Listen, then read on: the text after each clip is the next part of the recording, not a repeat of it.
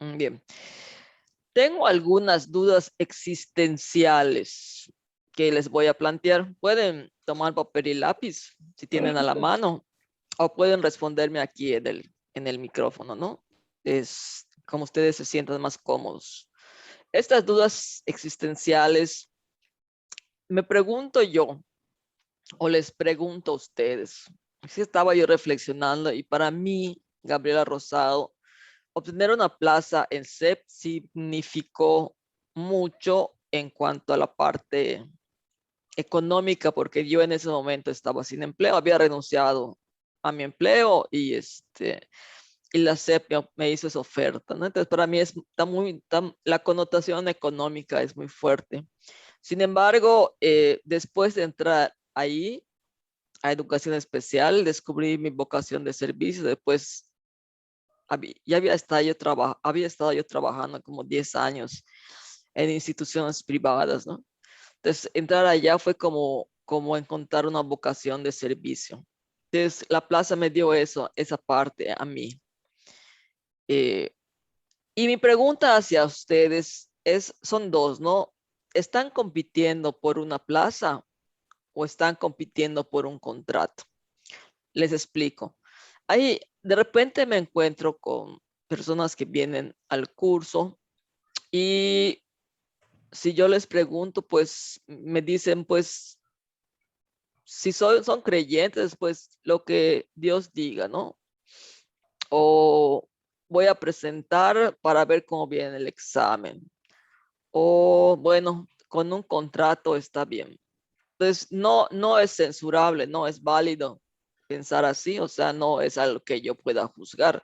Cada quien tiene sus motivaciones internas. Pero yo les invito en este momento a que reflexionen o a que piensen y escriban, esto sí es importante, ¿ah? Salud, que lo escriban y que o lo dibujen. Supongamos que el día de hoy ya tienen una plaza en la secretaría. Quedaron de los primeros lugares, les aseguraron en la lista de prelación una plaza, la plaza que ustedes quieren. Me gustaría que escriban o dibujen 5 cosas o 5 situaciones o 5 aspectos de vida que les cambiarían. 5 cosas que podrían hacer ya teniendo esa plaza. O sea, yo me pongo de ejemplo. Mientras ustedes escriben su lista de 5 cosas que podrían hacer ya teniendo su plaza. Para mí, tener una plaza, aunque todos los trabajos previos que yo tenía me gustaban, tener esa plaza significó no estar a la expectativa de si el siguiente año me contrataban o no. O sea, me quitó ese estrés, ¿no? Ya me estresaba por otras cosas, pero el primer impacto en mi vida fue, en mi calidad de vida, fue tener algo que no tuviera yo que hacer una evaluación al final del año que me dijera, estás contratada o no estás contratada. O sea, me dio esa libertad. Esa es una cosa, ¿no? La segunda fue que, pues, para un psicólogo, una psicóloga, les confieso que allá en mi escuela me engañaron porque me dijeron que los psicólogos no debíamos de cobrar, no debíamos de hacer dinero, debíamos ser muy humildes, cuando mis maestros, la verdad, tenían sueldos de virreyes, o sea, viajaban a Las Vegas cada 3 semanas, una cosa espectacular. Bueno, pero no los hago responsables. Yo tenía ese concepto de que pues no debía cobrar por mi trabajo. Entonces la SEP llega y me paga en ese entonces un salario muy competitivo y superior a todos los trabajos que había tenido. Entonces, sigo allá y empiezo a buscar más y yo de repente cada año me entra le llamo yo fiebre, ¿no? Por ejemplo, hubo un año que me entró la fiebre de la integración educativa y fui a todas mis comunidades a a enseñar en integración educativa. De repente me entra otra fiebre y me doy por dar información sobre violencia y las leyes o las instituciones que nos pueden apoyar, ¿no? A las mujeres. O de repente trato de erradicar o aportar algo para eh, que las escuelas no, no haya violencia en las escuelas, ¿no? O de repente, o sea, todo este tipo de cosas me las permitió obtener la plaza. También me permitió tener mi casa, tener mi primer auto, 0 kilómetros nuevo de paquete. Y todo esto me dio tener a mí una plaza. Yo les invito a que ustedes escriban 5 cosas o 5 situaciones de vida que impactarían o que transformarían o que les permitirían hacer otras cosas con su plaza. Y pues ya también me permitió dar consulta psicológica. A mí me gusta mucho dar consulta y pues ya no dependía yo de la consulta, sino que tenía yo un ingreso fijo y me permitía dar consulta mucha, poca, dependiendo de cómo estuviera yo, ¿no? Entonces son esas 5 cosas que me gustaría que ustedes piensen que cambiarían en su vida o que les daría tener una plaza. ¿Sale? Entonces, si ya escribieron esas 5 cosas o ya las dibujaron, les invito a que las peguen en su refri para que sea una meta a lograr y todo que sea pública y que todos sepan cómo les cambiaría la vida. Siempre recuerden que es el aprendizaje social. Tenemos el enfoque vygotsquiano, aunque estemos virtuales. Y la otra pregunta que quiero hacerles, porque sí, ahorita estamos con los resultados de promoción. Y yo les pregunto, porque casi todos los días me llaman los que concursaron, si es uno, otro, los más inquietos. Yo les pregunto, ¿quién es el responsable del resultado de su evaluación? O sea, ¿realmente ustedes piensan que el UCICAM, con sus convocatorias, como las sacan, son responsables de la posición en la que quedan al 100%? Porque yo pienso que pues ellos ponen las reglas, se las cambian, las vuelven a poner, las quitan, las ponen, este año sí, este año no. Pero la pregunta es si aun con esos cambios de reglas, yo hago un buen desempeño para que este cambio de reglas no me impacte tanto y me permita estar en un buen lugar. Es cierto que antes dependía exclusivamente de mi examen, ahorita ya hay otros factores, pero esa pregunta les hago, ¿no? ¿Realmente piensan que el UCICAM es 100% responsable de su resultado? Si es así, pues bueno, hay que esperar la convocatoria y ver qué sale. Si no es así, si piensan ustedes que aportan a su posición en la lista de prelación que sale, les pregunto o les invito a reflexionar qué fue lo que hicieron ayer. Ayer fue martes. Ayer martes, ¿qué hicieron ayer para que tuvieran un buen resultado en su evaluación? O sea, repasen su día y reflexionen si en algún momento del día de ayer hicieron algo o construyeron algo o le dedicaron un tiempo para construir su posición en la lista de prelación. Esto puede ser Desde la omisión, el no hacer nada, o sea, porque cuando no haces, eliges no hacer, ¿no? Y también si sí hiciste, elegiste hacer. Entonces, ayer la pregunta es, ¿hicieron algo para obtener un mejor resultado o un buen resultado en su evaluación? Esa es una pregunta que ustedes se responderán. Hoy no ha terminado el día. Hoy hicieron algo aparte de venir acá, ¿no? O bueno, venir acá ya cuenta. Para obtener un buen resultado en su evaluación. Y finalmente, ¿tienen planeado para mañana hacer algo para su evaluación? Si lo tienen planeado, ¿a qué hora lo tienen planeado? Si tienen la hora de tiempo en la que igual van a hacer algo para mejorar su resultado, la pregunta es, ¿qué actividad van a hacer en ese tiempo? Si es así, si ya decidieron la actividad, voy a suponer que estudiaron un libro, y eligieron qué libro,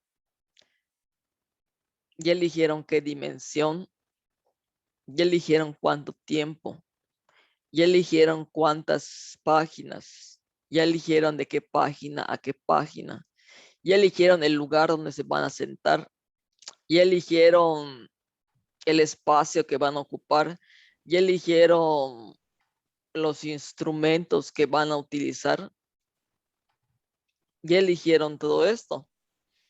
Es una pregunta que les hago. Y estas preguntas que les hago, que son varias preguntas, les invito a que las vayan respondiendo mientras yo estoy hablando. ¿Ayer hicieron algo? Sí, no. ¿Hoy hicieron algo? Sí, no. ¿Mañana van a hacer algo? Sí, no. Sí, ¿a qué hora? ¿Qué van a hacer? ¿Cómo lo van a hacer? ¿Dónde lo van a hacer? Son respuestas para ustedes. ¿Sale? Eso se llama esquema de precisión. Si ustedes tienen muy clara su agenda, la pueden trabajar. Cuando no eliges, también estás eligiendo. ¿Sí? Entonces, si yo dejo a Lucicam que responda por mí, pues el resultado es que soy una víctima del sistema. Si yo siento que aporto a mi resultado, entonces tengo que hacerme responsable de cómo construir ese resultado. Y ya para cerrar el otro día, yo siempre digo que no les crean a las personas que dicen que no estudiaron, presentaron y pasaron, porque eso no es una realidad. O sea, digo, si hay preguntas hasta de memoria.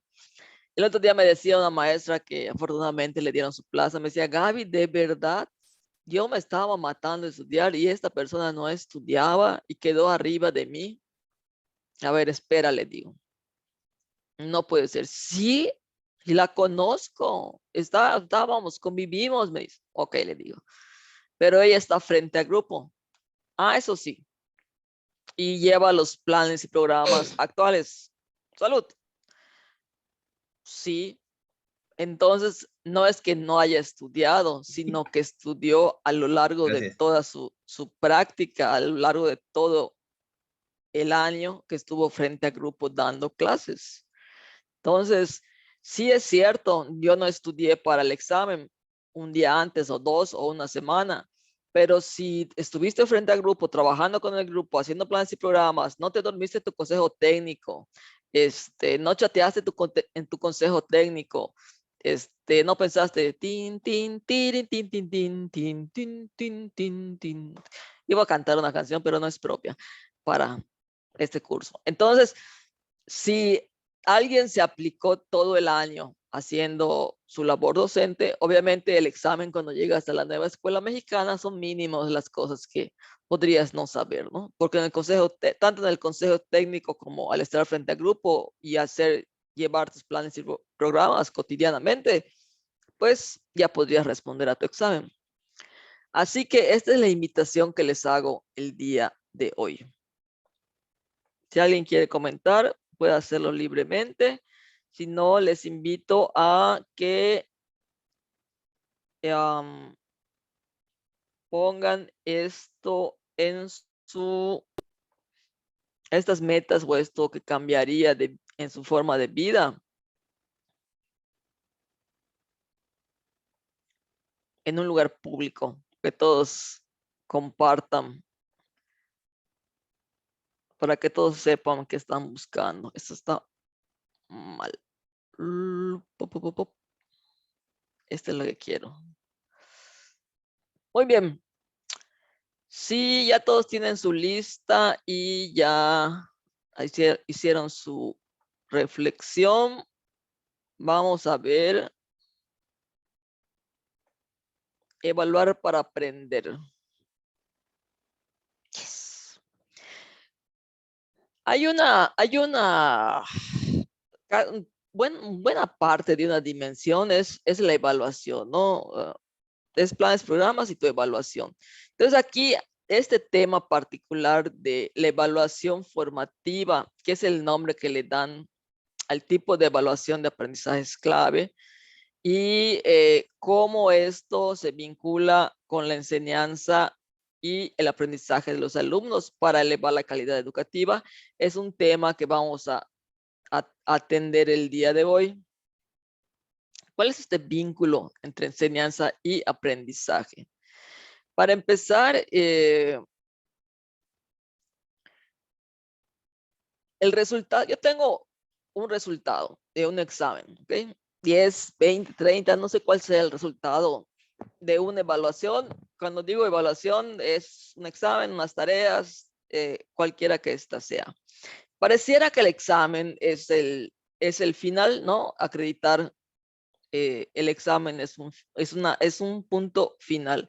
Sin embargo, la evaluación formativa o el vínculo entre la enseñanza y el aprendizaje, desde el enfoque de aprendizaje es clave y la nueva escuela mexicana, es simple. El resultado de la evaluación solamente es un punto de todo un proceso. Después del resultado de la evaluación, o sea, me saqué 20 de 30. Estoy inventando, ¿no? Entonces, ¿cómo va a llegar esta realimentación, retroalimentación, comunicación de resultados? Hay otro nombre que le dan, son varios nombres que reciben, ¿no? Yo le llamo retro, pero ellos le llaman comunicación de resultados o la realimentación, pero es una retroalimentación, o sea, ya tengo mi 20 o mi 30 y qué me va a decir el docente que me entregó ese 20 o la institución que me dio ese 20 o ese 30 respecto a esa calificación. Si yo tengo un grupo, los resultados de una evaluación me van a permitir, cuando yo retroalimente varias cosas, saber si el niño o el alumno está consciente o hacerlo consciente de cómo aprendió y qué fue lo que aprendió, de qué le falta y a dónde puede llegar. Entonces, si todos salen bajos o muy altos, si salen muy altos, quiere decir que el tema pues, tiene un dominio importante. Si salen bajos, yo tengo que hacer ajustes a este aprendizaje. Quiere decir que ya dentro de la retroalimentación que di, ya encontré diferentes formas de aprender, de que los niños aprenden, ya los hice conscientes porque ya les di su resultado, ya les pregunté, ya hablé con ellos, ya les dije, bueno, ¿cómo lo que les acabo de preguntar, ¿no? ¿Cómo lo hiciste? ¿Qué estás haciendo? ¿Cómo lo lograste? Así que él logre verbalizar, esto es importante, que él logre verbalizar la forma en la que aprende. Entonces, le estoy dando autorregulación, que es este factor emocional. Cuando doy la retro, le estoy dando autorregulación cuando él descubre las formas en las que aprende. Cuando yo les doy sus puntos fuertes, Primero, esto te salió bien, te salió bien, te salió bien, te salió bien, te salió bien. Y luego, como dicen ahora, las áreas de mejora, ¿no? ¿En qué fallaste? ¿Te das cuenta en qué fallaste? ¿Qué vas a hacer para resolverlo? Entonces, él tiene que hacer ajustes en sus procesos de aprendizaje, ¿sí? Esta evaluación, retroalimentación y el hablar con los alumnos me va a obligar a mí como docente a hacer ajustes a la forma en la que enseño. Si tengo, hay un activo que salía, no sé si todavía sale, a mí todavía me sale ahorita, un examen donde 30 alumnos, es que es un clásico, un reactivo clásico, donde de un grupo de 30, donde un alumno sacó 29 aciertos. Estoy confundiendo los números, pero hay uno que les fue bien, los otros les fue mal, ¿no? Te dice ¿qué hago? Vuelvo a hacer el examen, vuelvo a dar el tema, le doy más tarea al niño que salió bien, o lo que hago es que le explique a sus compañeros, o que se explique o que no se explique, es cualquiera de estas variantes. ¿Cómo logró ese resultado? ¿Sí? Entonces yo ya sé que eso que enseñé no lo domina el grupo. Como no lo domina el grupo más que este niño, yo tengo que hacer algo para que los demás aprendan.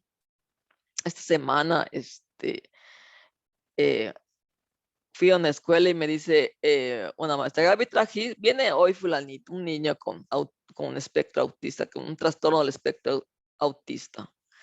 ¿Te vas a dar sugerencias? Pero si ya se las di.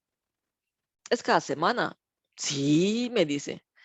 Yo dije en ese momento, ups, no sabía. Pero luego me puse a pensar, o sea, lo que le mandé para aprender era una habilidad de toma de decisiones que empezaba con una selección de opciones en su vida diaria. Esa no es una tarea fácil. Si a nosotros como adultos nos da trabajo, si nos dan miles de opciones, elegir algo, porque es un fenómeno psicológico, a mayor número de opciones, más difícil es seleccionar. Digo, ¿será que esto ya lo logró el niño en 2 semanas? Dije, mejor le pregunto a la mamá cuando llegue si hubo un avance en las sugerencias que di. ¿Qué hacemos usualmente? Tenemos un programa y vamos, trimestre, trimestre, trimestre, trimestre, hasta terminar el curso. Cuando en realidad yo tengo que partir o ajustar mi enseñanza de lo que el niño sabe o aprendió o avanzó, no de los tiempos y todos los programas son flexibles. Nuestras autoridades no, pero los programas sí son flexibles, ¿no? Y si yo retroalimento esa evaluación, el niño hace un ajuste a su forma de aprendizaje, ya sabe dónde está, yo ya sé dónde voy a hacer los cambios, entonces estoy dando una nueva oportunidad para aprender, ¿sí? Estoy brindando al niño ese espacio para que volvamos a retomar las cosas. Hay una academia de matemáticas, Khan se llama, es de un hindú. Bueno, es de un norteamericano de ascendencia hindú que se dedicaba a la bolsa de valores. Entonces daba asesorías de matemáticas a sus primitos. Pero él decía, no puedo construir el conocimiento matemático elevado si no tienen lo básico. Entonces tenía que empezar desde las operaciones aritméticas más sencillas para poder llegar a cuestiones algebraicas. Y entonces el replanteamiento de que, bueno, si no lo tienes, o sea, si no lograste consolidar este conocimiento, vamos a intentarlo de nuevo con ya estos referentes de, ya sé cómo aprendes, ya sé qué te falta, esto que te enseñé, esta actividad que te enseñé no fue un reto para ti o fue demasiado elevado para ti, la voy a cambiar por otra.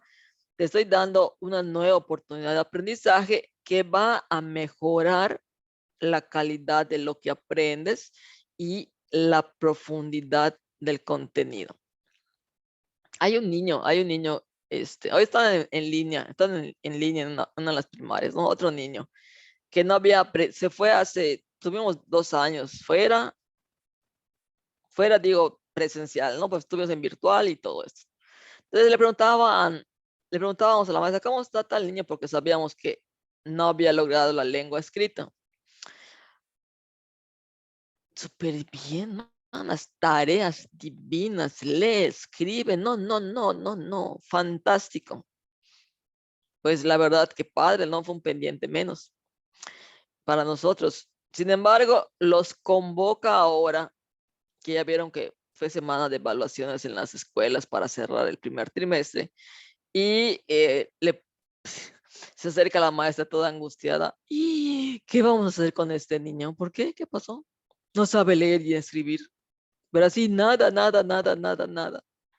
Entonces, esta cuestión de la virtualidad, pues apoyan a los niños, ¿no? Pero que ella haya descubierto que el niño no sabe leer y escribir, le da una oportunidad a ella y a él también de retomar ciertos contenidos y ciertas cosas desde un abordaje diferente. Entonces, ¿cuál es el vínculo de toda esta evaluación formativa? Que yo hago una evaluación como parte de un proceso de formación. O sea, formación siempre va a ser en el lenguaje sepsiano de aprendizaje. O sea, si yo aprendo, me estoy formando. Entonces, pero recuerden que aprendo conocimientos, habilidades, actitudes, valores, me evalúo, me retroalimentan y sigo aprendiendo. Es un proceso inacabado, siempre es circular, porque hay evaluaciones iniciales, procesales, procesuales, de medio, las de intermedias y las finales, que las vamos a ver ahorita. Entonces, básicamente, todos los reactivos están enfocados a eso. Hay una evaluación, ¿qué ocurre después? ¿Sí? Ese es el vínculo entre la enseñanza y el aprendizaje de la evaluación. La enseñanza, porque mejora mi enseñanza, yo tengo que cambiar mis estrategias de enseñanza, y el aprendizaje, porque el niño se autorregula y puede aprender mejor después, ¿no? Uy, acá.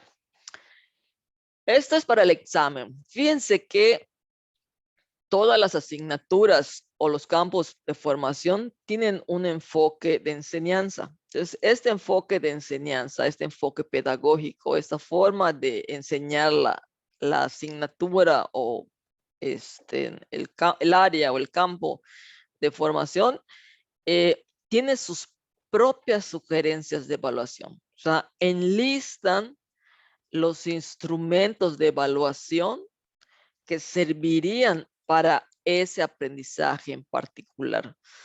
No sé si se acuerdan que siempre les cuento, ay, me salió mal un reactivo. En realidad, lo que me tenía inquieta era un término que, que se deletrea UCA, unidades curriculares o unidades, algo así, de, de algo. Ahí lo checan porque eso me salió en mi examen.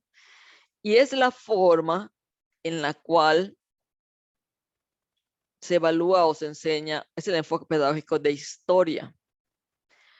Entonces, cada asignatura tiene su propio listado de métodos, formas o instrumentos de evaluación, y eso estoy segura que van a preguntarlo, aunque sea cuando menos en una de las materias, ¿no? Entonces, esas unidades curriculares de aprendizaje, perdón, lo recordé, unidades curriculares de aprendizaje es una forma del enfoque pedagógico de historia. Entonces, chequen esa parte porque se construye el ambiente de aprendizaje que por definición es cualquier medio donde se aprenda, como este es un ambiente de aprendizaje que estamos teniendo. Que requiere de varias cosas, ¿no? Requiere la información, el dominio de la información, requiere actividades, requiere muchas cosas, que tengan ustedes los insumos, los materiales, y después vienen los enfoques pedagógicos, que es la forma en que enseñas en particular esa asignatura. Y con respecto a la evaluación, cada asignatura tiene sus sugerencias de evaluación. Entonces, tómenlo en cuenta cuando revisen las asignaturas. Recuerden, esto es muy importante. Cuando entra Esteban Moctezuma y se quita la reforma anterior y entra la nueva reforma educativa, se calificaba socioemocional. Estaba dentro de las boletas y se calificaba en desarrollo, ahí vas llegando, ya me lo llegas, ya casi estás, pero lo eliminaron porque se calificaba con rúbricas y era descriptivo. Entonces solamente se quedaron las asignaturas de los campos de formación y educación física y artes para asignar un número. Entonces es importante que revisen esto de las sugerencias de evaluación. ¿Cuál es la relevancia de la comunicación de resultados o la retro? Si a mí me dicen, lo vi ahorita, esta semana que estaba yo preparando, un meme que decía, ponía el nombre del niño y un sello. Eres la vergüenza de la familia Fernández, estoy inventando, ¿no? Porque tenía la línea para. Entonces, aunque es una broma, en realidad los sellos afectan tu autoestima, ya sea que te pongan puras caritas felices, puras caritas así, y también depende del tono de cómo te lo den, ¿no? Si te sacas un 10 de 10 y te lo dan, ahí está, toma, sacaste 10. O sea, no está viendo una verdadera, un ambiente de aprendizaje en confianza, cómodo, respetuoso. Entonces, si no hay un ambiente respetuoso, no importa lo bien que yo salga, si no me das bien mi retro, o sea, va a afectar mi autoestima. También la forma en la que damos la retro, porque hay una parte verbal y una no verbal, ¿sí? O sea, la parte verbal es cuando la conversamos, mira, te sacaste tanto, ¿dónde estás? ¿Cómo llegas? Esa es la parte verbal. Pero está la parte no verbal o la parte verbal y eso también transmite a los alumnos, ayuda a la autoestima, impacta la autoestima, en tu autoconcepto como aprendiz. No es lo mismo sacarte, no sé, 2, 2, 2, 2 y que te digan, eres la vergüenza de la familia, a que te digan 2, te felicito, tuviste esta que es un reactivo complejo, vas mejorando. Pero ¿por qué si solamente es 2? Pues no te sacaste 0, sacaste 2. Es un 2 bueno, ¿sí? Entonces, si tú me das esa oportunidad de que mi calificación, por baja que sea, me va a ayudar o me vas a mostrar, cuando hablemos de cómo llegué a ese 2, va a mejorar mi concepto de aprendiz. O sea, ¿cómo aprendo yo? Si tengo la capacidad de aprender. Porque está el estigma de que si te sacas 5, 0, 2, 3, no sirves para nada. O sea, la escuela se valora socialmente, no la escuela, las calificaciones se valoran de una manera, están muy estigmatizadas con si eres bueno o malo. O sea, es una dicotomía. No hay no se toman como una forma de desarrollarte, ¿sí? Bueno, ayer te sacaste 2, mañana te sacas 4, un día te vas a sacar 6, otro día te vas a sacar 8. ¿Por qué? Porque yo voy a estar trabajando contigo en tu autorregulación. ¿Sabes que no puedo? Decía, tuvimos un consejo, una reunión. Es que estamos nosotros para cuando los niños vienen de los salones todos decaídos porque porque no pueden hacer las tareas, nosotros les digamos, sí puedes. Digo, no es cierto, no puede. O sea, no puede hacer lo mismo. Los niños que atendemos nosotros en educación especial no pueden hacer lo mismo que hacen los otros niños. Entonces, para que él siga aprendiendo, no basta con darle 2 palmaditas. Dale, chavo, si puedes, si puedes, si puedes. No, tengo que mostrarle, darle estrategias y alternativas para que él pueda continuar con una motivación de aprendizaje. Por ejemplo, yo les decía que a mí me motivó, que a veces olvido mis motivaciones para adquirir la plaza, ¿no? Que fue solamente mi dinero. O sea, pero en realidad fue un conjunto de cosas de que a mí me gusta estudiar, o sea, siempre quiero aprender cosas nuevas, hay una motivación interna, pero esa vez que era pues algo totalmente ajeno para los que somos psicólogos, cuando descubrimos CEP, decimos, ¿qué es esto? Es otro mundo. O sea, no permea con otras instituciones. Entonces, necesitaba yo mucha motivación para poder aprender es, ese examen que iba a presentar, que la verdad fue bastante sencillo y el temario muy corto. Eh, tenía yo una motivación para aprender, para seguir aprendiendo.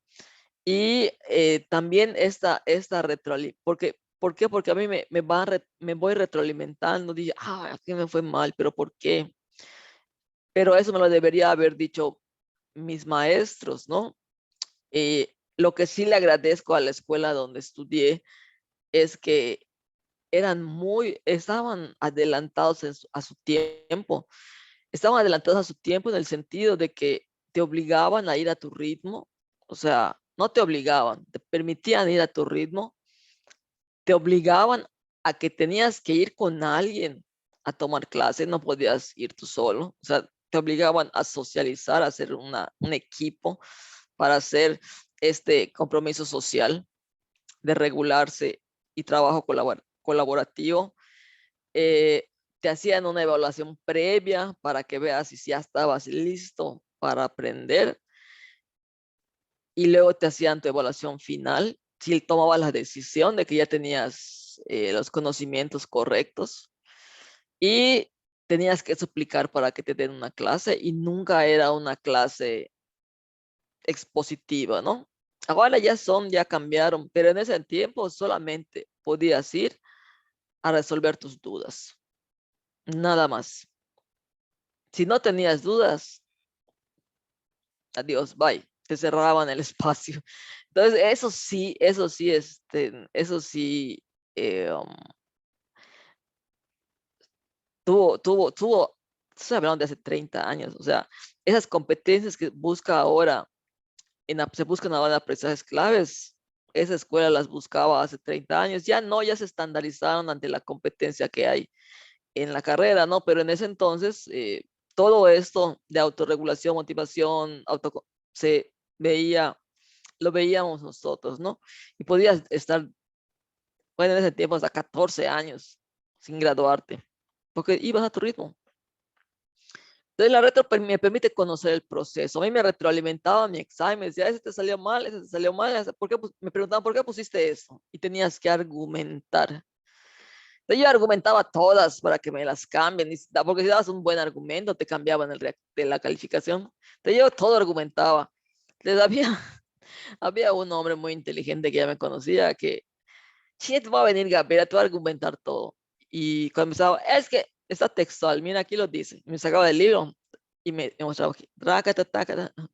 Pero es que está textual. Textual significa que lo copié y lo pegué. Bueno, en ese entonces no, porque eran máquinas de escribir, ¿no? Que lo tecleas así, igualito, y tú tenías que poner esta respuesta. No había otra. Y yo decía, está textual. Está textual.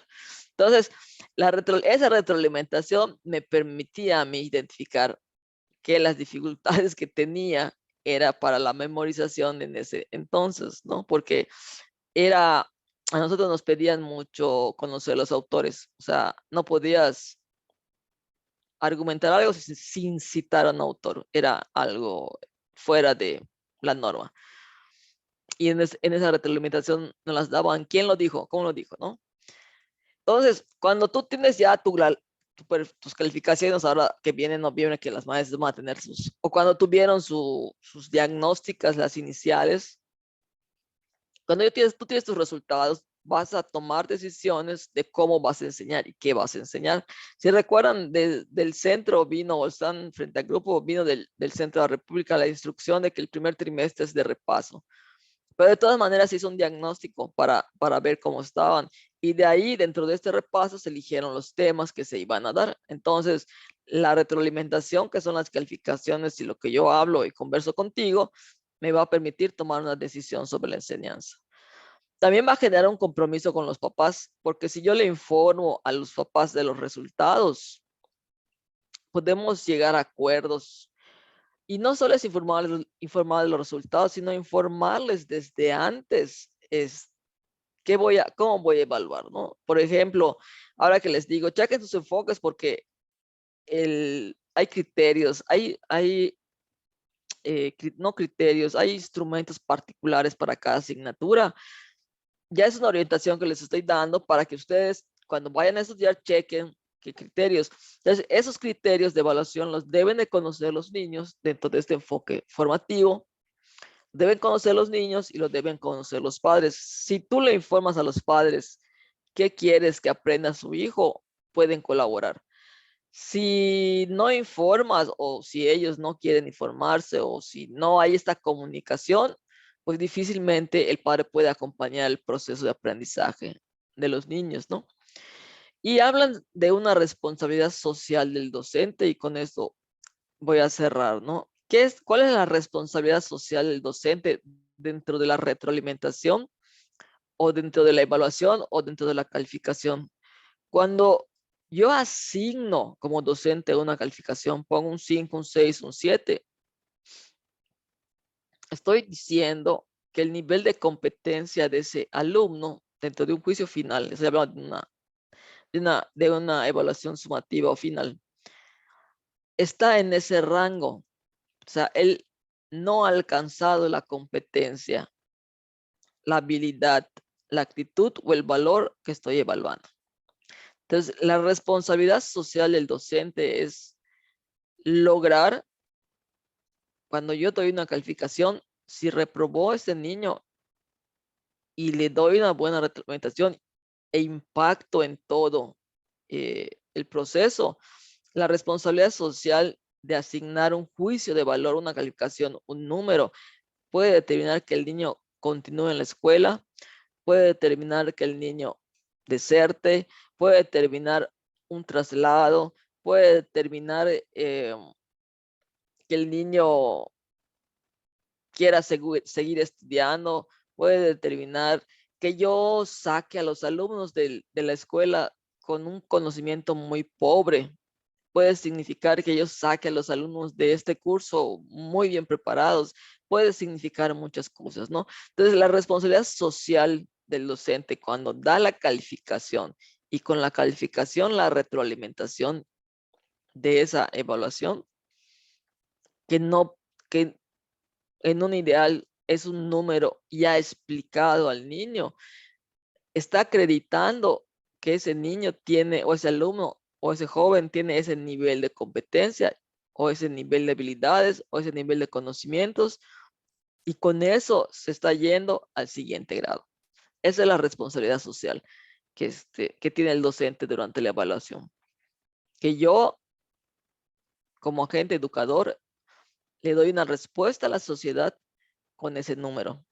Así se visualiza la evaluación formativa dentro del concepto de la nueva escuela mexicana y aprendizaje es clave. ¿Alguna duda, alguna inquietud? Si no hay dudas, no hay inquietudes, podemos volver a las 8, Rita. Ninguna, gracias, Rita.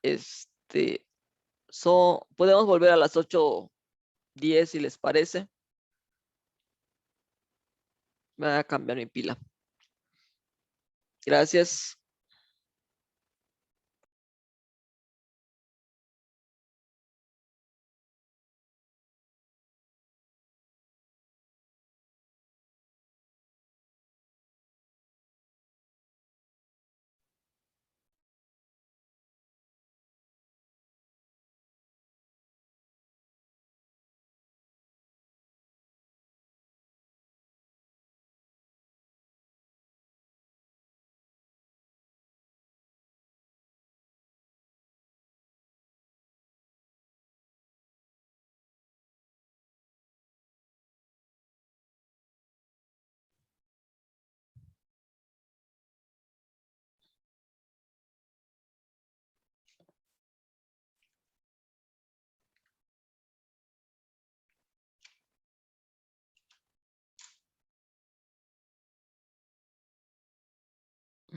Mm, mm, mm, mm, mm.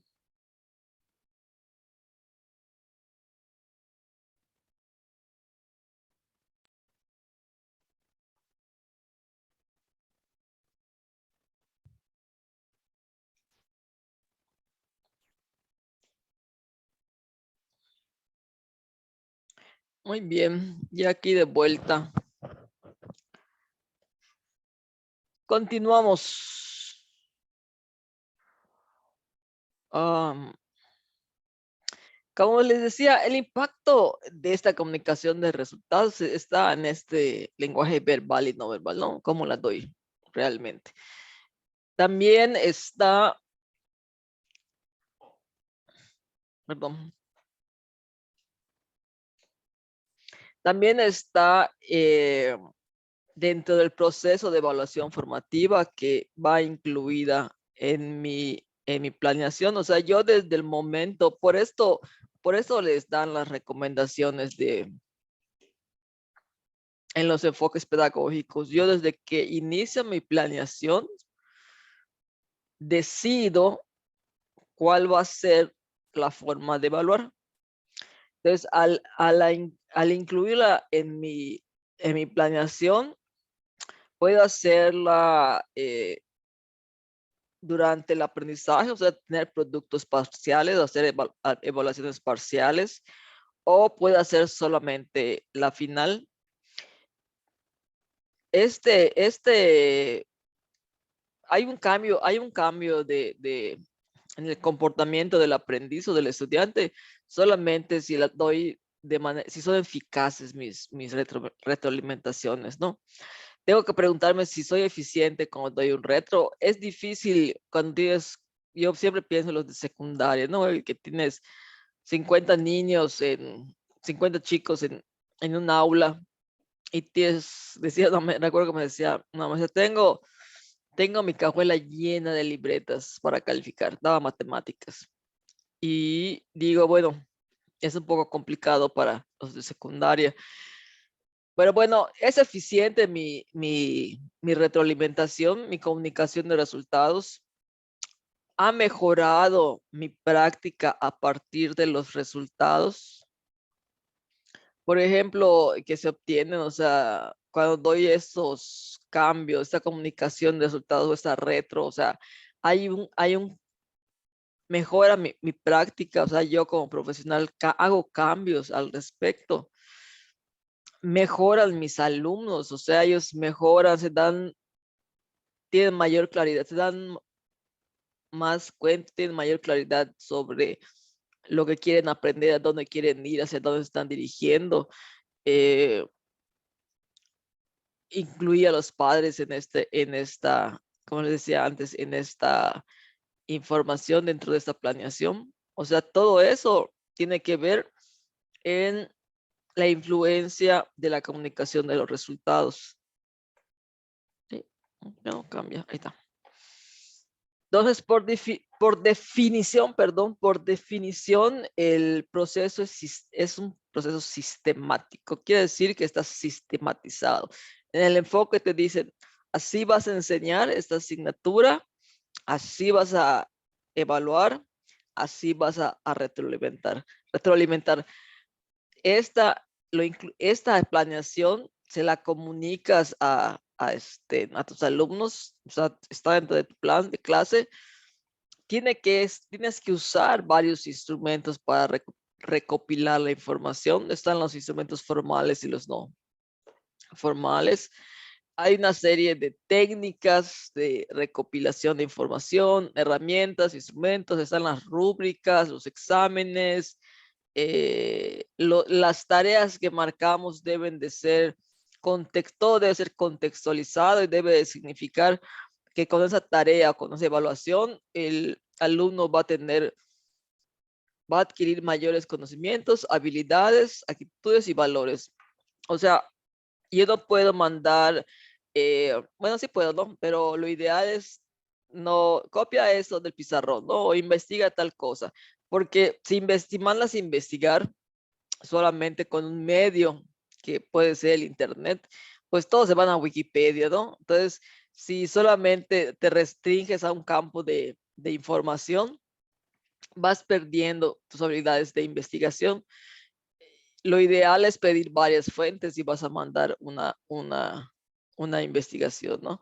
Entonces, esta definición, cómo se define la evaluación formativa, también incluye los juicios que yo doy. Y esto, cuando digo juicio, estoy diciendo que yo ya me formé un concepto y ese concepto, ese juicio de valor, lo voy a transformar en un número, ¿sí? Siempre el juicio y la valoración se transforma en un número, porque al final nuestro sistema de calificación es numérico, no es ahorita se usa en habilidades en desarrollo, ahí voy, ahí estás, ya me lo llegas, pero en realidad nuestro sistema sigue siendo de números.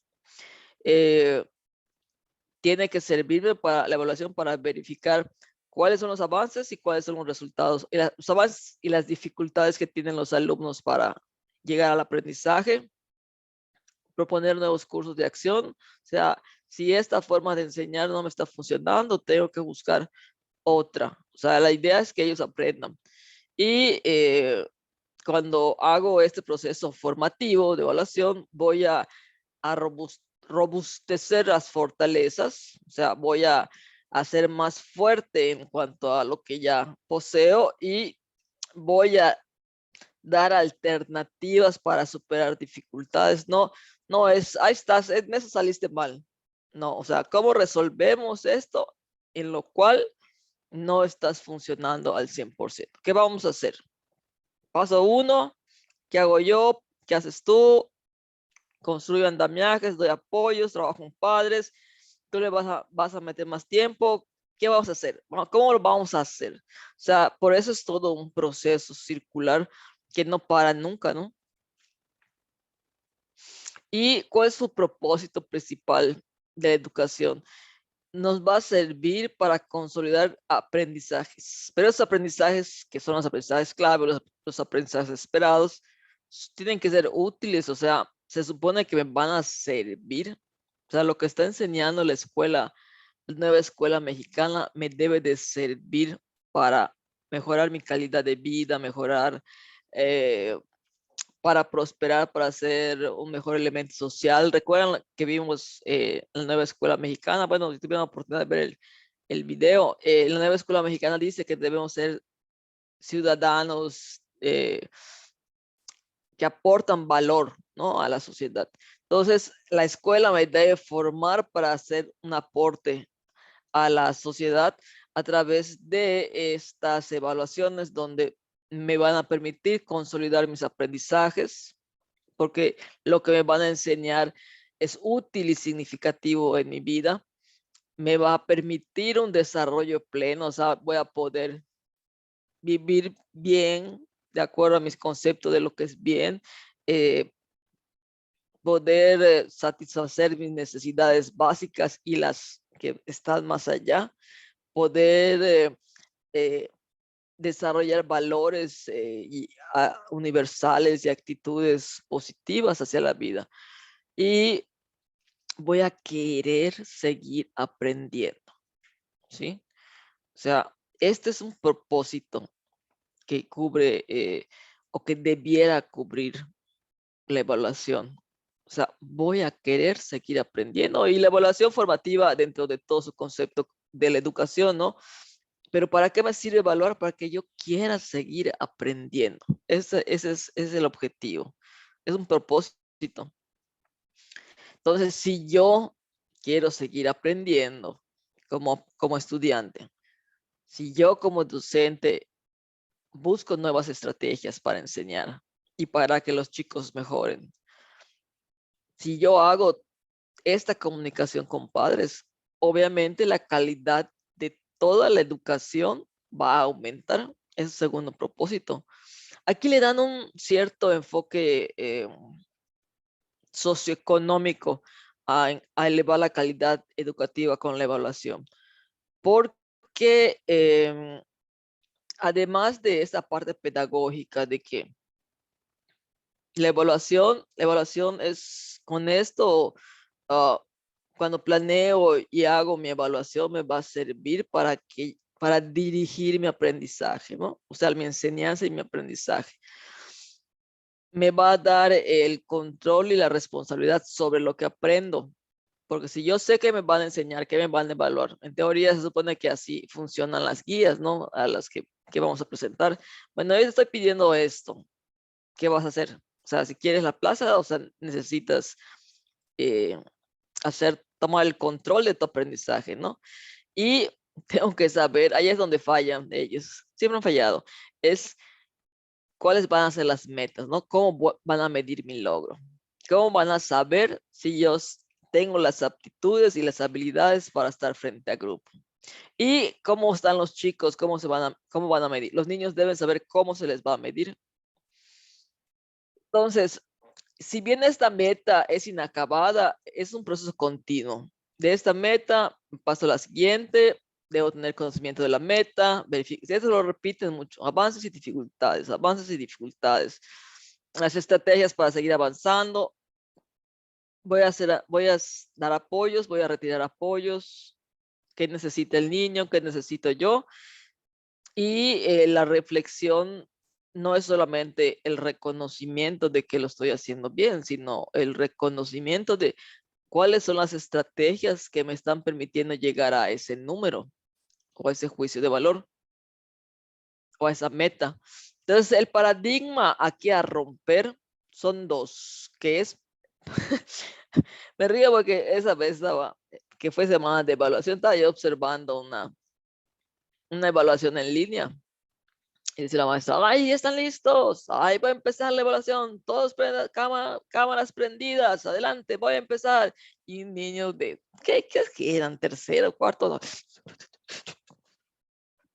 En la cámara, ¿no? Entonces yo morí de risa porque la ansiedad que genera una evaluación es semejante a la que genera un castigo. O sea, pareciera que la evaluación sirve para castigarnos y no como un motivador o un termómetro de lo que sé, ¿no?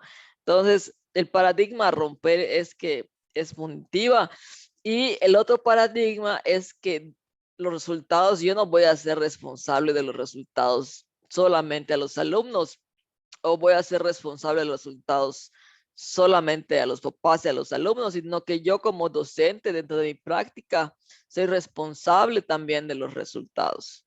Entonces, este es otro paradigma a romper, ¿no? Que la práctica docente no debe cambiar con los resultados.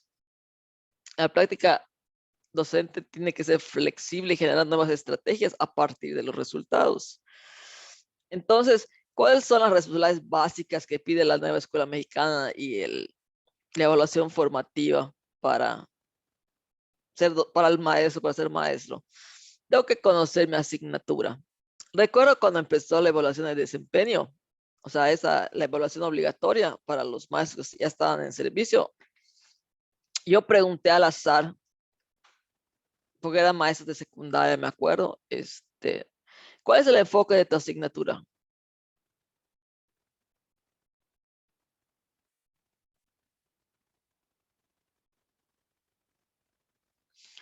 ¿Por qué?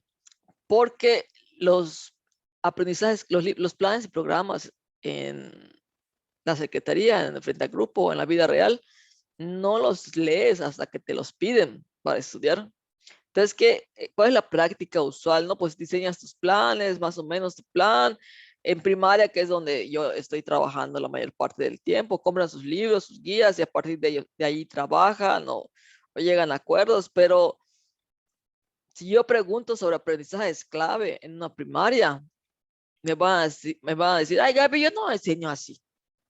Entonces, una responsabilidad de docente es el conocimiento de las asignaturas que está enseñando, ¿no? Tener este concepto de evaluación formativo, no este concepto de sí, no, de dicotomía.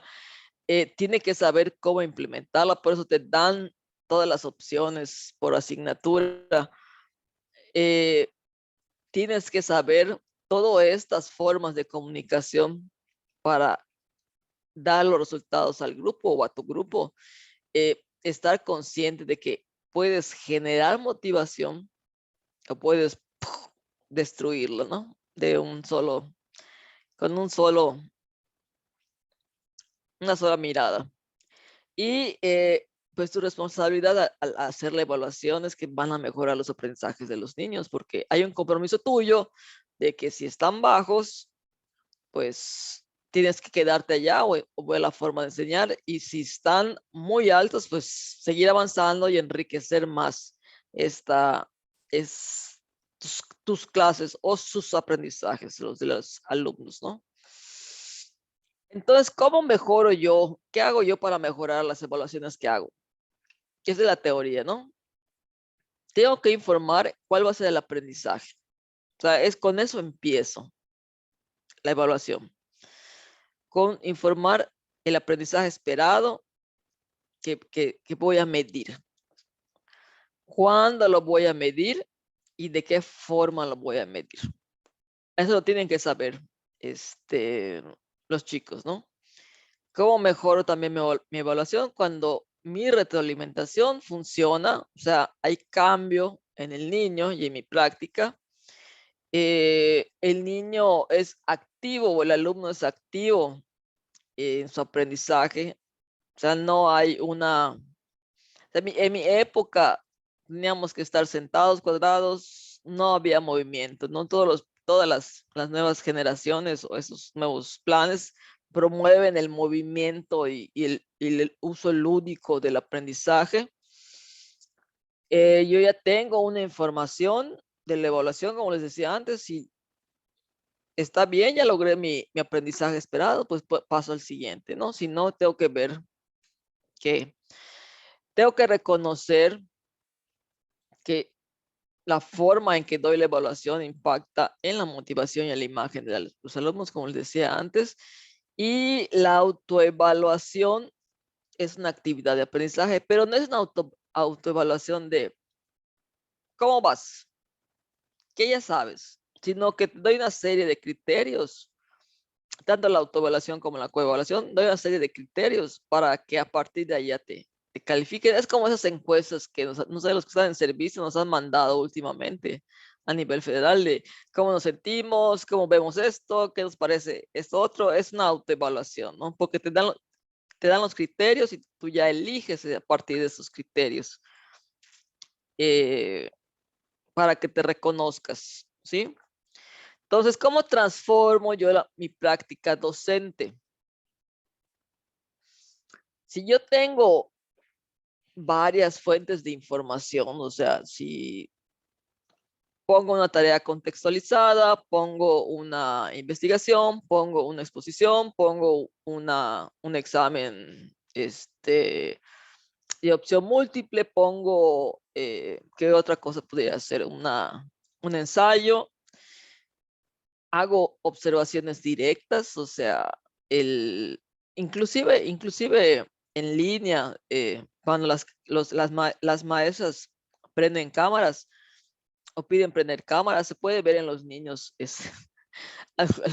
algunos se quejan porque haz de cuenta, o sea, está así la cámara, ¿no? Y el papá está atrás dando las respuestas. Tal cosa, di tal cosa, di tal cosa. Entonces hay micrófonos muy sensibles que se oyen, o ves al niño así, o lo ves así.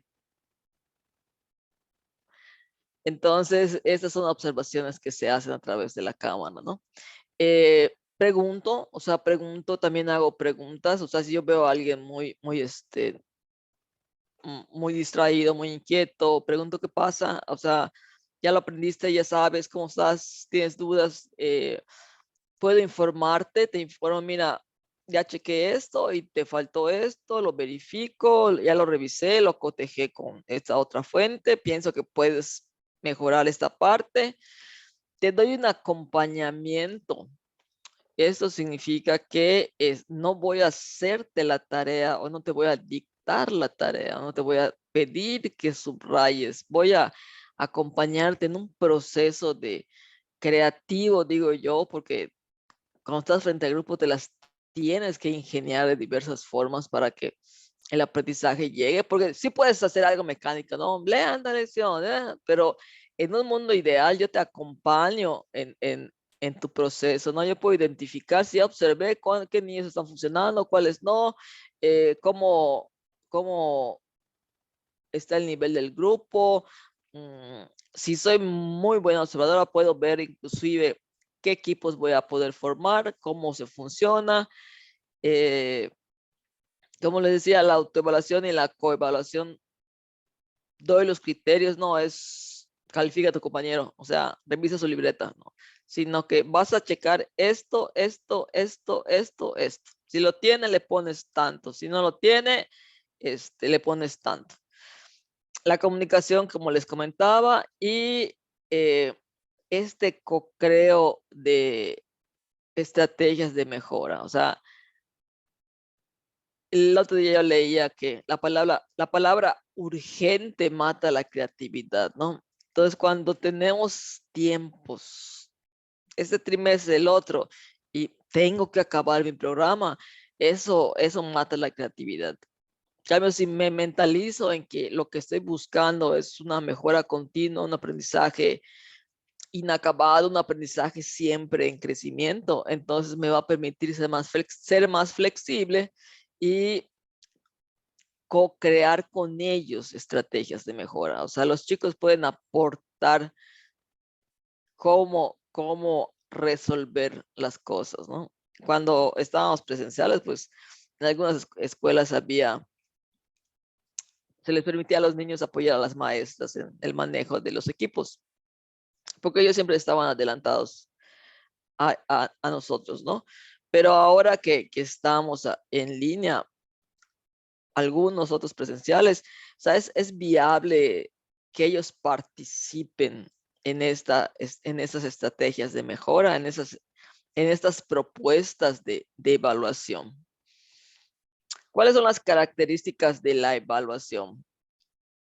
Ustedes saben que son tres, ¿no? La diagnóstica, la formativa y la sumativa. ¿Sabes? La inicial, la intermedia y la final. La diagnóstica, ¿para qué me sirve? Tengo unos aprendizajes previos que medir qué sabe el niño, cuánto domina de lo que voy a enseñar ese día o esa secuencia didáctica. Puede ser por secuencia didáctica, por tema, por módulo, por aprendizaje esperado. La evaluación diagnóstica puede ser sobre cualquier cosa, sobre el inicio del curso, sobre el grado anterior. Hay una variedad infinita de evaluaciones diagnósticas que se pueden hacer con respecto al alumno. Generalmente solamente hacemos una, que es la de inicio de curso, pero cada vez que iniciamos una secuencia didáctica, preguntamos aprendizajes previos. Entonces, estamos haciendo ya una evaluación diagnóstica que nos muestra el grado de dominio del tema que vamos a enseñar. La formativa, que es esa de proceso, en la cual yo hago productos intermedios o evaluaciones intermedias, me va a permitir ajustar mi estrategia de enseñanza y la estrategia del niño. Y la sumativa, que no necesariamente es así, pero se maneja, o sea, la sumativa puede ser al final de una secuencia didáctica, al final de un módulo, pero generalmente se maneja al final de un proceso de evaluación cuando ya voy a asignar un valor numérico. O sea, ya hice un juicio, de acuerdo a todos los instrumentos, este niño domina tanto y lo transformo a un número. ¿Sí? Entonces son las tres funciones de la evaluación por el momento en el que se hace. No por sí, por la información que aportan. Y los momentos de evaluación son la inicial, que es semejante, ¿no? O sea, cuando voy a empezar un aprendizaje, la continua o procesual, que me da información para mejorar, y al final, que es el grado de cumplimiento de la meta. O sea, la evaluación la pueden preguntar por el momento de evaluación, o sea, cuando la aplicas, o por su función. O sea, es lo mismo, pero con otro nombre, con otro objetivo. Entonces, eso es algo que es importante que distingan.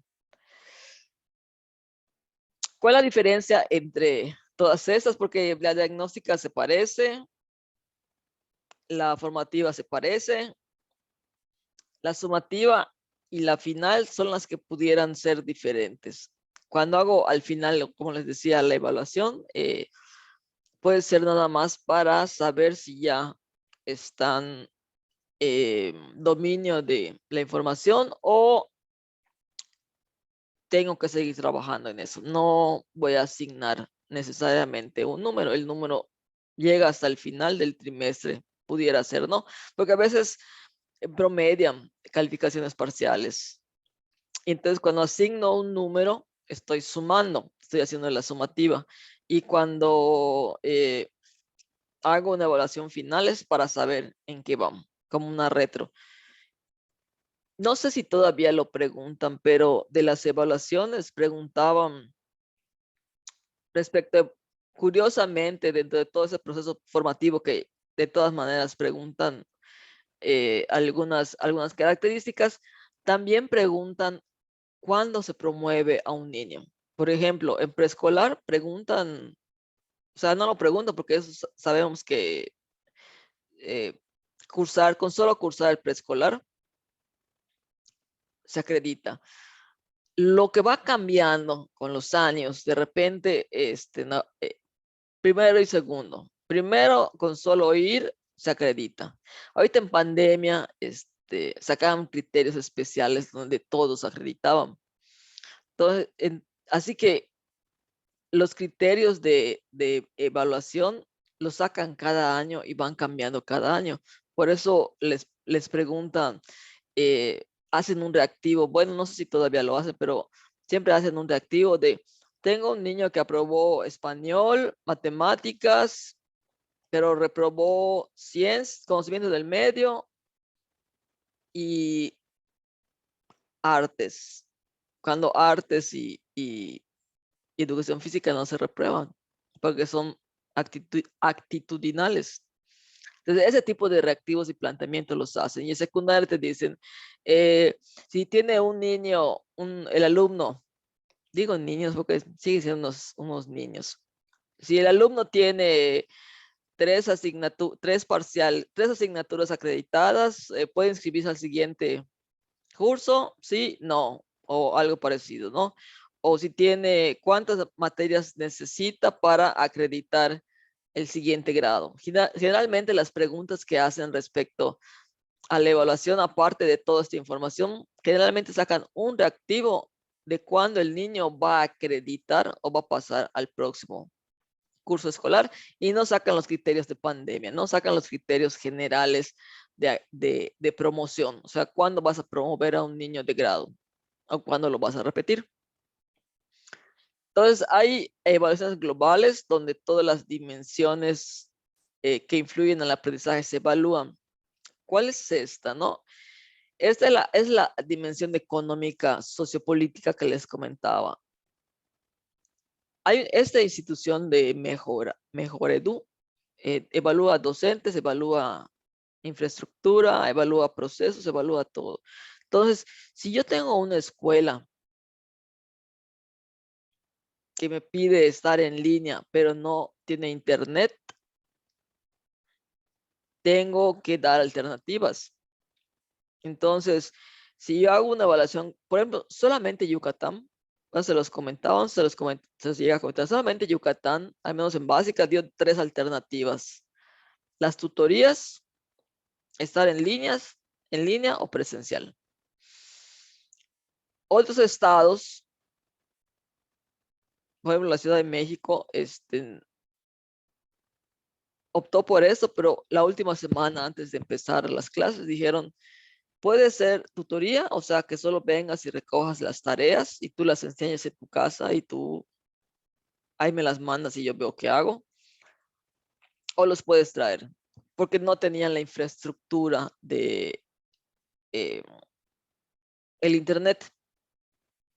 Entonces, si se hiciera una evaluación global de los procesos de enseñanza-aprendizaje, tendría que incluirse las condiciones de la escuela, el liderazgo del director, la formación de los docentes, la participación de los padres, la condición de los materiales. O sea, esto es la evaluación global, ¿no? Cuando todos los elementos que están impactando en mi aprendizaje, que puede ser desde que esta cámara, que a veces se desconecta y se vuelve a conectar, o pudiera ser que esté yo más distraída porque no cerré mi ventana y está lloviendo, o pudiera ser porque no sé si el ruido ambiental lo capta el micrófono. O sea, todo esto lo tengo que evaluar también para mejorar esa calidad, ¿no? O sea, tengo que resolver esos asuntos en cuanto a infraestructura, estrategias, liderazgos y demás. Esa es la evaluación global del sistema educativo, porque al final el que está al centro de este impacto o de esta evaluación o de los resultados es el niño, es el alumno y su aprendizaje, ¿no? Y la parcial la definen en esta nueva escuela mexicana y en aprendizajes clave, la definen como mi desempeño como alumno o mi desempeño como docente. Entonces, hay otras dos divisiones que se hacen, o dos agrupamientos que se hacen de la evaluación. La global, que es como que yo le llamo socioeconómica porque influye a toda la comunidad escolar, autoridades y demás. Y la parcial, que me evalúan a mí como alumno o me evalúan a mí como docente. ¿Sí? Entonces, esas son las dos clasificaciones también que hay en esta nueva escuela mexicana o evaluación formativa o aprendizajes clave. Entonces, cuando el agente evaluador es interno. El agente evaluador es interno cuando la evaluación se hace dentro del aula. O sea, la hace el docente o la hace el alumno o la hace el alumno y sus compañeros. Es decir, cuando yo me autoevalúo, soy un evaluador interno. Cuando coevalúo, soy un evaluador interno. Y cuando el maestro me evalúa, es una evaluación heterogénea. Es una heteroevaluación, pero todavía es interna. ¿Sí?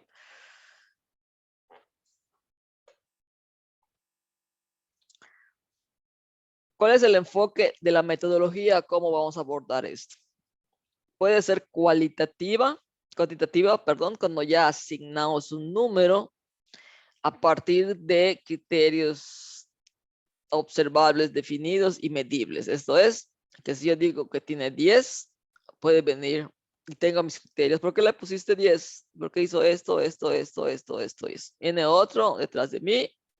A ver, y checo. ¿Te sabes esto? ¿Te sabes esto? ¿Te sabes esto? ¿Te sabes esto? Entonces, cualquiera puede venir y coincidir conmigo en el resultado numérico porque yo ya tengo definido los criterios para llegar a ese número, ¿no? La cualitativa son esas escalas de nombre, como les decía yo, en desarrollo, en proceso, ahí estoy llegando, ahí voy a llegar, o una jerarquía de niveles esperados de atributos, ¿no? Que se da en la parte de socioemocional, estoy pensando, y también puede ser en la parte, piensa en español, por un decir, ¿no? Que en una jerarquía de atributos el niño podría estar en un nivel de adquisición de lengua escrita o en un nivel de consolidación de lengua escrita o en un nivel de dominio de lengua escrita. O sea, los atributos de la lengua escrita que domina están en un orden jerárquico, ¿no? Y puedo combinar, ¿sí? La cual y cuantitativa, donde yo a partir de esta observación doy un número y explico, ¿no? Tiene 10 porque logra esto, esto, esto y esto y esto. Tiene 5 porque logra esto, esto y esto y esto. Entonces, es el enfoque metodológico. Entonces, hacen unos subgrupos o hacen varios subgrupos de evaluaciones a partir de los nombres, a partir de las funciones y a partir de este estándar de comparación normativa. Por ejemplo, antes Bueno, no sé si hasta ahora en admisión, pero por ejemplo nosotros en permanencia el año pasado nos pusieron una norma, ¿no? Tenías que acreditar el examen, tener N2 me parece. Sin embargo, al final quitaron el N2 que necesitaba ser necesariamente 100 puntos. N2 siempre es, generalmente el punto de corte es 100. Es 100. Entonces, muchos docentes nos sacaron 100 y eliminaron esta normativa porque ya no se comparaban con la población. Se hizo una calificación de curva y a partir de la calificación alta fueron bajando. Más alta fueron bajando. Entonces, la norma es cuando me comparo con una población. ¿Qué tanto yo sé de este tema comparado con todos los mexicanos o todas las mujeres mexicanas? Que eso lo hacía generalmente PISA, ¿no? PISA evaluaba con ciertos estándares y te decía, bueno, al final de la secundaria tú debes saber esto, en matemáticas y en español. Aplicaban la evaluación, te comparaban, es una comparación interna en México y una comparación con otros países.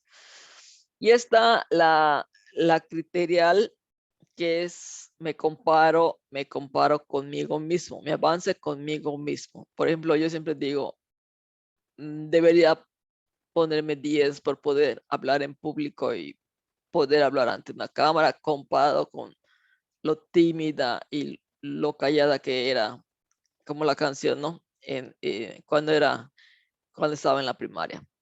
Entonces, si yo me evalúo con mi nivel de desarrollo, tendría que ponerme 1000 porque mi evolución ha sido significativa. Algunos no, algunos a lo mejor hablar en público les resulta muy sencillo. Por ejemplo, en el Montejo, sí, en el Montejo, estaba Loret de Mola. Cuando casi dejaban de hacer los concursos de oratoria porque cada vez que hacían un concurso de oratoria decían, ah, ya se inscribió Carlos, él va a ganar. Entonces, comparado con sí mismo, Carlos Loret de Mola ha tenido que seguir creciendo para llegar a ser un comunicador a nivel nacional, ¿no?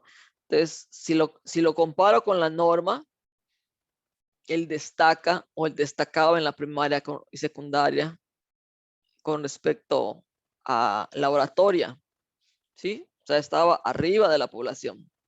Si lo comparo consigo mismo, pues ha desarrollado mayores habilidades para esto, porque ahora se presenta a nivel nacional. Entonces, hay estándares de comparación, que ella logró y que no ha logrado, ¿sí? ¿Los comparo con los demás o me comparo conmigo mismo? No sé si les dije, ¿no? De un niño con síndrome de Down con el que estábamos trabajando, que el estándar de comparación de los niños de educación especial debería ser consigo mismos. Sí debe haber cierto, dependiendo de sus habilidades, no una comparación con el aprendizaje esperado. Pero si tú haces los ajustes, pues ya ajustaste, tienes que medir de acuerdo a tu ajuste. Entonces la maestra preguntaba si podía calificar al niño con caritas felices, tristes o serias.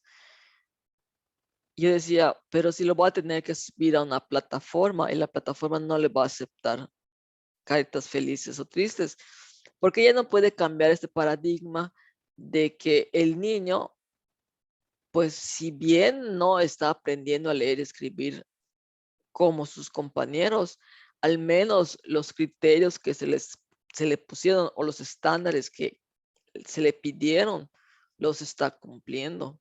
Entonces es muy difícil ponerle un 10 a un niño al que le hiciste un ajuste. Lo deberías calificar consigo mismo por ese avance de ese ajuste.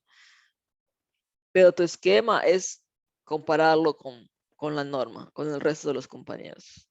Entonces, los niños con necesidades específicas o con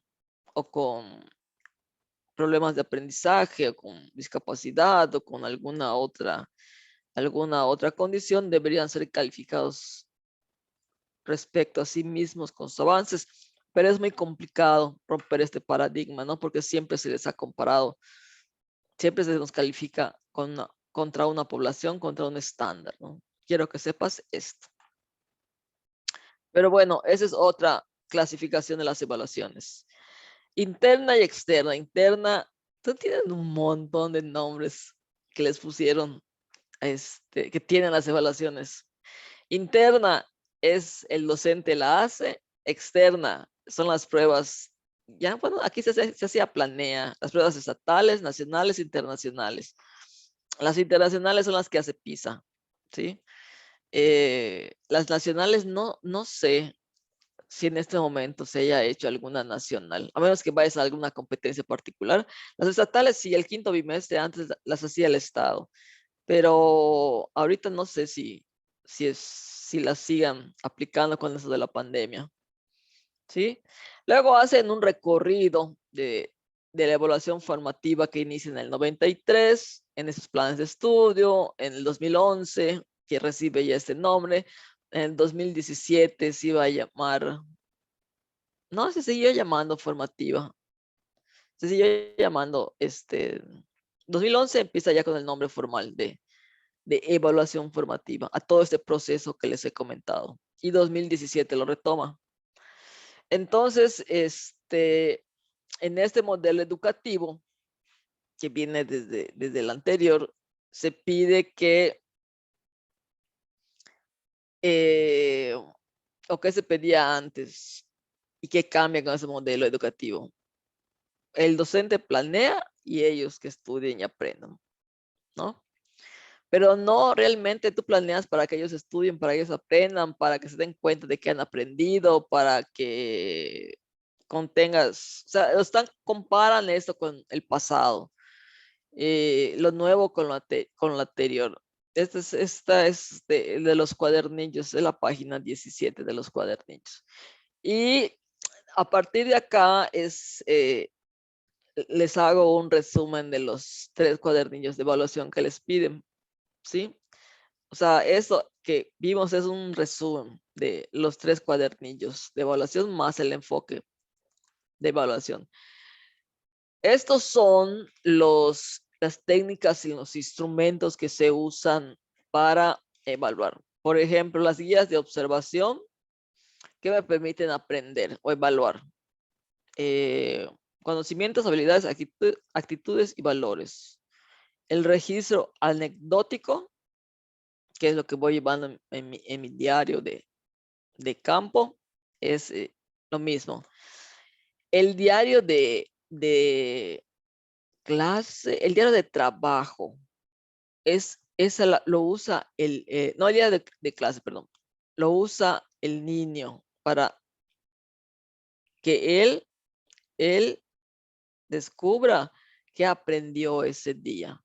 O sea, él se toma ese trabajo, ¿no? Aprendí esto, aprendí esto, aprendí esto.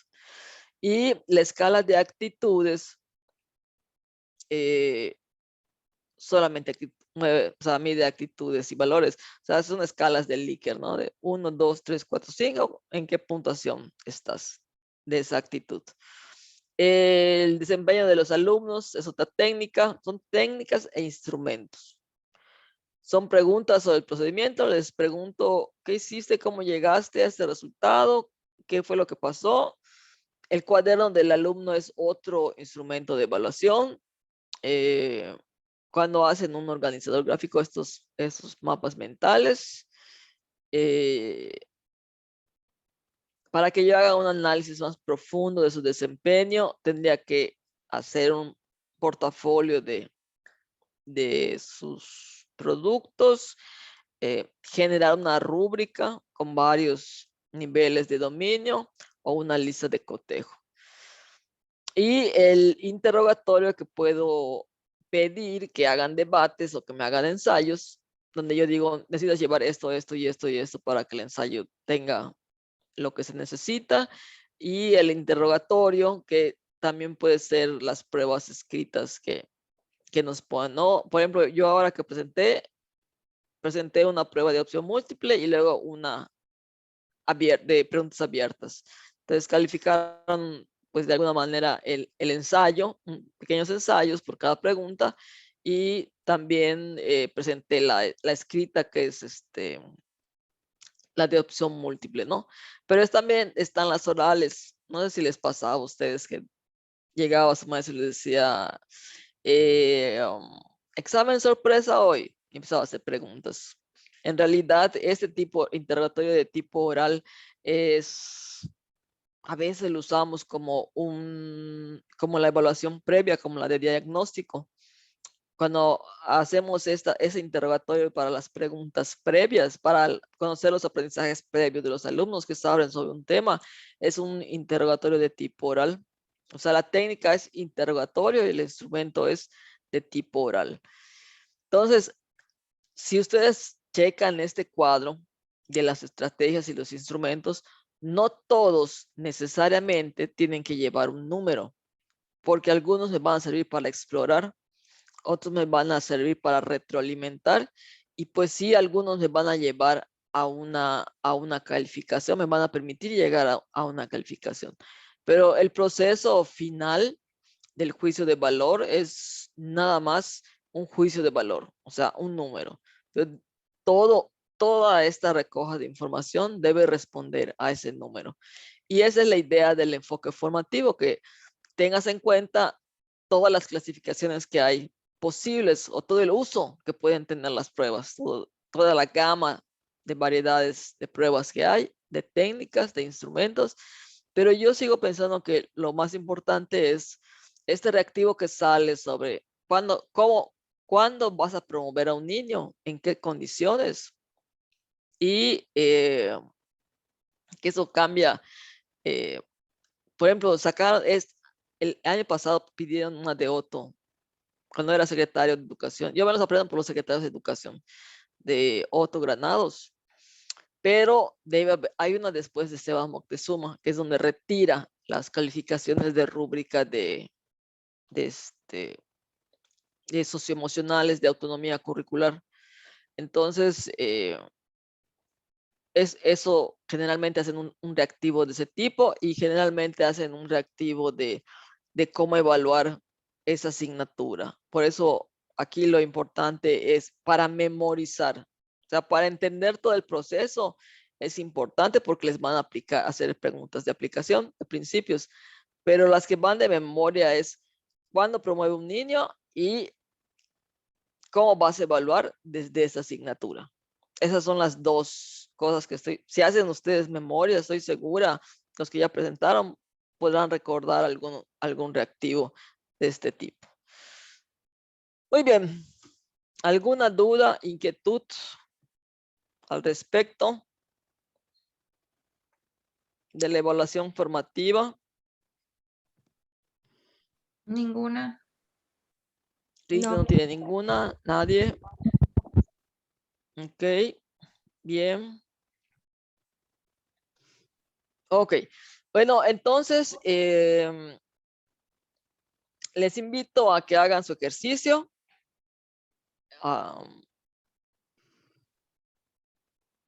Junio junio parece que está lejos, pero no está lejos. En serio, no está lejos, está cerca junio. Y finalmente,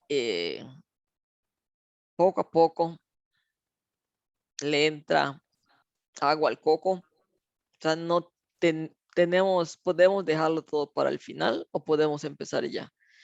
Entonces, aquí, ya tienen el link que compartió la maestra Rita amablemente. Y pues un saludo, un abrazo y un beso a todos. Si no tienen mayores dudas o inquietudes, nos vemos en un par de semanas ya con la sesión 6. ¿Sale? Un beso a todos. Voy a cerrar. Igualmente, hasta luego. Les quiero. Bye. Igual, bye.